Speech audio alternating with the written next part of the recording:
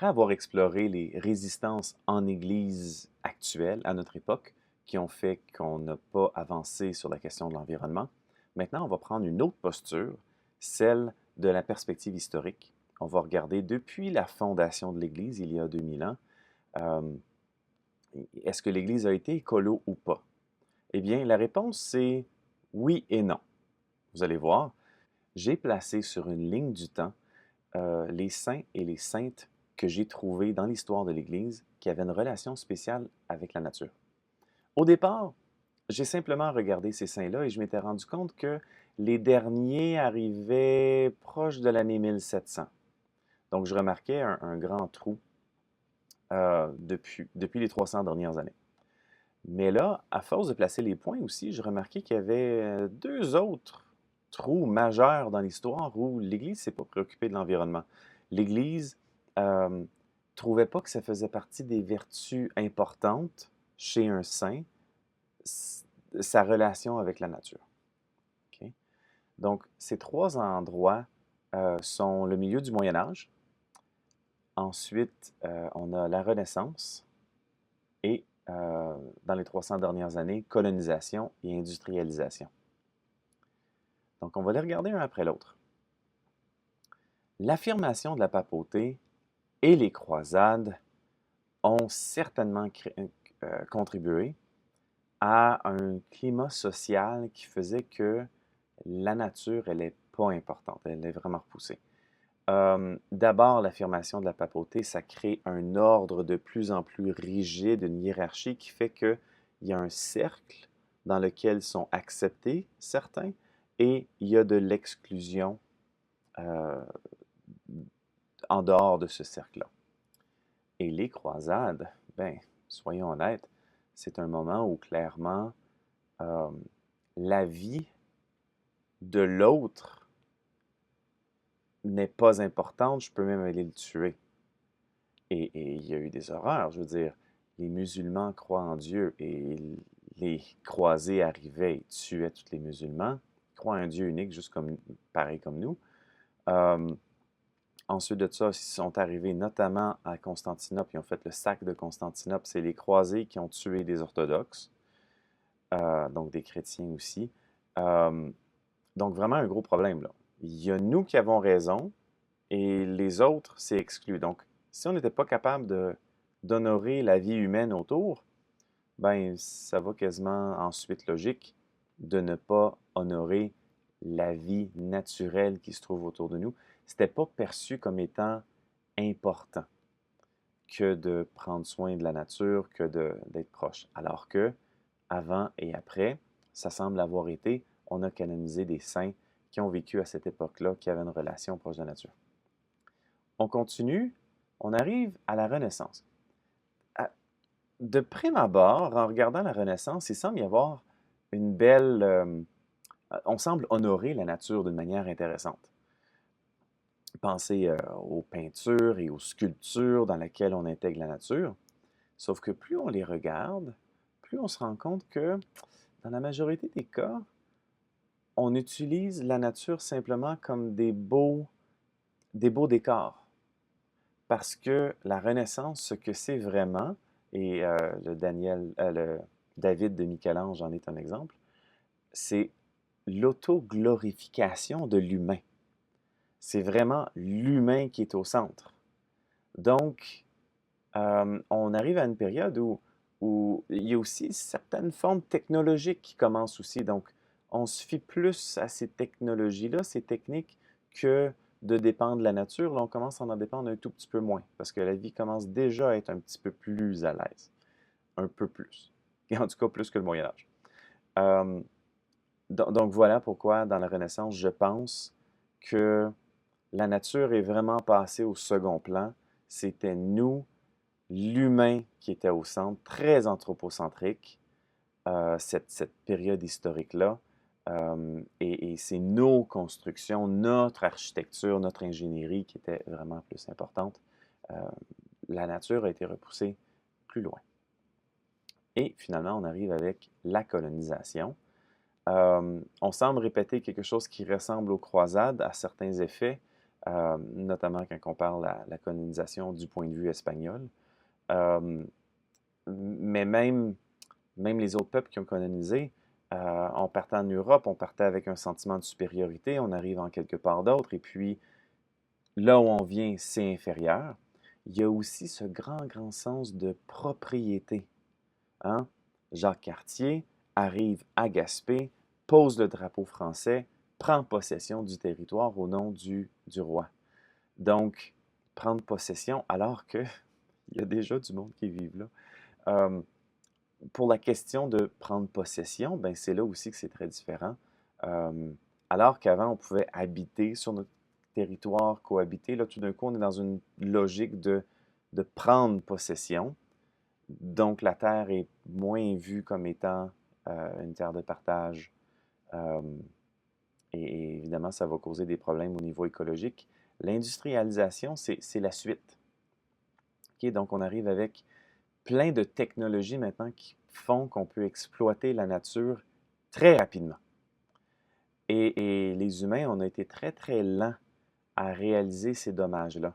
Euh, le premier effet, c'est qu'on a vu souvent les effets au niveau de la justice sociale, euh, que par exemple des quartiers très pollués dans les villes étaient le résultat là, euh, c'est-à-dire les quartiers pollués dans les villes affectaient les, euh, les pauvres. Donc, ça a pris un certain temps pour qu'on se dise, bon, ben, par justice sociale, il faudrait qu'on dépollue un peu. Euh, mais on a été là à réaliser que, ben, finalement, il faut aussi que la nature dans son ensemble soit respectée. Je dirais qu'on est encore dans cette transition-là. On est en train de trouver des techniques, des technologies qui sont différentes, des lois pour conserver une portion de la nature ou mieux gérer certains endroits pour que la fécondité euh, de la flore et de la faune puissent continuer. Euh, donc voilà ces trois grands trous dans l'histoire euh, dont le signe a été le fait qu'il n'y a pas eu de canonisation de saints proches de la nature. Et ça tombe pile avec des endroits là, qui sont parlants. Et ça fait donc 300 ans qu'il n'y a pas eu de saints et de saintes. Est-ce que l'Église a déjà été colo? Oui, je le pense. Dans les portions, vous voyez toutes les billes, les saints et les saintes. Euh, mais il y a eu des moments aussi où culturellement, on a été loin de la nature. Une personne qui m'a permis de trouver la clé, du moins pour les 300 dernières années, ça a été Jean Bastère. Il existe une chaire de recherche sur l'écologie chrétienne qui s'appelle la chaire Jean Bastère. Ils font un travail remarquable là-bas. Jean Bastère a écrit le livre Pour une écologie chrétienne et c'était le premier livre sur tout cet univers d'éco-théologie puis d'écologie chrétienne que j'ai lu. Euh, et Jean Bastère a donc été très influent. J'ai eu euh, la grande chance de le rencontrer en 2008. Il avait déjà publié quelques livres, pas seulement celui que je vous ai montré, mais d'autres qui sont tous très intéressants. Euh, un homme qui savait parler. Euh, puis, quand je l'ai rencontré, notamment, il était rassuré de savoir qu'il y avait des jeunes qui commençaient à porter ce flambeau-là. Donc, il m'a beaucoup inspiré. Et dans son livre, il présente deux personnes influentes qui ont d'abord influencé la philosophie, et ça l'a influencé nos théologiens par la suite. Et l'Église a commencé à agir autrement à cause de ça. Le premier, Francis Bacon, en Angleterre. Il a dit ceci: Knowledge is power. Le savoir, c'est le pouvoir. Euh, Ça, c'était une coupure nette par rapport à la tradition biblique avant. Lorsqu'on lit la Bible, il vient à certains moments la question de la sagesse. Et notamment dans le livre des Proverbes, par exemple, ou dans le livre de la sagesse, dans les deux, on raconte que Dieu a choisi la sagesse comme maître d'œuvre. C'était l'une des premières créatures, la sagesse, comme maître d'œuvre lorsqu'il a tout créé. Et ensuite de ça, on a des gens comme Jésus qui passaient du temps en ville, puis on voit les miracles, puis tout ce fait. Mais Jésus, lorsqu'il était en nature, pour se reposer, Hein, on dit toujours, et il se retira au désert, et il se retira. D'ailleurs, la traduction désert, c'est questionnable. Souvent, dans les Bibles en anglais, c'est traduit par wilderness. Donc, il allait dans la nature sauvage, qui était en fait semi-aride.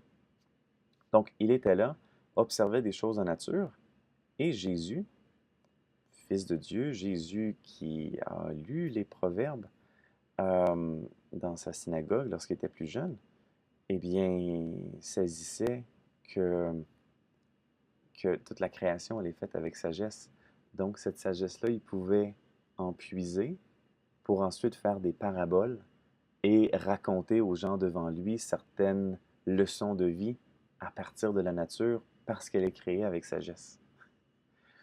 Le roi Salomon, on dit de lui qu'il était l'homme le plus sage sur terre et que il était sage notamment parce qu'il connaissait le nom des milliers de plantes et d'oiseaux et d'animaux. Et donc, c'est intéressant qu'on relie le fait qu'il était sage, notamment parce qu'il connaissait son environnement. Euh, En latin, en italien, sapienza, ça veut autant dire connaissance que sagesse. Ok? Donc, pendant très, très, très longtemps, on avait cette habitude que plus on connaît des choses autour de nous, plus ça nous rend sages. Et là, tout d'un coup, la connaissance, selon Francis Bacon, c'est plus dans le but de se rendre sage, c'est dans le but d'avoir du pouvoir.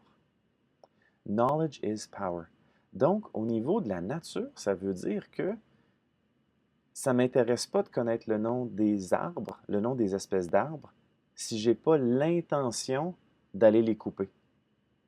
Je n'ai pas besoin de savoir le nom des poissons, à moins que je m'en vais les pêcher. Puis là, tout d'un coup, toute la nature devient juste un endroit où je vais connaître si je veux avoir du pouvoir sur elle. Alors qu'avant, c'était juste un plaisir pour pouvoir apprendre ce qui se trouvait autour de nous. Ça nous amenait vers plus de sagesse. Il est aussi à l'origine de la méthode expérimentale. Et puis, ben, c'est là où on commence à manipuler la nature. La nature n'est plus un sujet, elle devient strictement un objet. Quelques années plus tard, en France, René Descartes. Alors, la pensée cartésienne, très, très rationnelle, on s'éloigne beaucoup de ce qui est émotionnel pour pouvoir penser d'une manière très reculée, plus objective. Il a dit ceci, je pense donc je suis. Ça aussi, c'est une manière d'affirmer l'existence de ceux qui sont capables de penser et tout de suite d'exclure ceux qui ne sont pas capables de penser. Donc, tout le reste des créatures qui sont autour de nous. Ça aurait pu être simplement ça, mais il est allé beaucoup plus loin. Et c'est même très fâchant de lire ça. Dans son discours sur la méthode, son écrit le plus réputé, l'animal n'est qu'une horloge qui n'est composée que de roues et de ressorts. Il va ensuite exprimer le fait que lorsqu'on blesse un animal, eh bien, tout le tortillement et les cris venant de l'animal, ce n'est que la réaction dans les rouages et les ressorts de l'animal. L'animal n'a pas une âme et pas en train de souffrir. Ça fait juste partie de son mécanisme. Donc, dans une objectivation de la création, de la nature, en train de tout considérer les créatures comme des objets, bon, ben, on est très loin de cette relation qu'avait Saint François d'Assise et plein d'autres saints à être en relation. Et ça a été la coupure.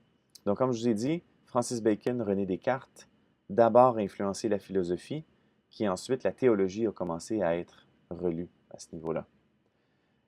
Alors, imaginez avec ces deux-là, leur philosophie, comment ça a changé l'interprétation qu'on pouvait faire de Genèse, chapitre 1, verset 28.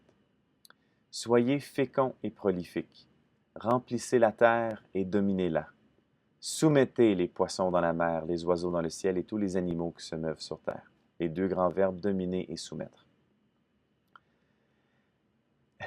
avec René Descartes et Francis Bacon, eh bien, la théologie, qui a été influencée par la suite, a vu ces verbes-là comme étant voici la grande permission pour pouvoir tout exploiter.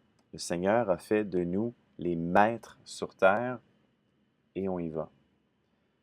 Alors que lorsqu'on remet ce passage-là dans sa perspective historique, dans son contexte, eh bien, c'était une manière de simplement parler de l'agriculture. Lorsque je domine la terre, je suis en train de la labourer. Contrairement à d'autres peuples nomades qui sont peut-être chasseurs-cueilleurs, nous, on blesse la terre. Donc là, le Seigneur est en train de dire, oui, tu peux dominer la terre, tu peux labourer. Et de dire soumettez les poissons, les oiseaux, les animaux, ben c'est tout l'élevage qui est fait, tous les troupeaux de brebis notamment qu'on retrouve dans le peuple d'Israël. Le Seigneur est en train de dire, c'est bon que vous soyez des maîtres sur la création de cette manière-là, d'une manière équilibrée, pas d'une manière complètement démesurée. Donc voilà comment depuis les 300 dernières années, on entend ce passage-là, comment l'Église, depuis les 300 dernières années, s'est déconnectée de la nature. C'est notamment à cause de ça. Mais là, on a l'encyclique Laudato aussi, on a de plus en plus de théologiens, on a plein de gens dans le christianisme qui s'éveillent à la beauté de la création et cette nécessité d'en prendre soin. Et nous sommes appelés peut-être à un renouveau pour prendre soin de la création ensemble.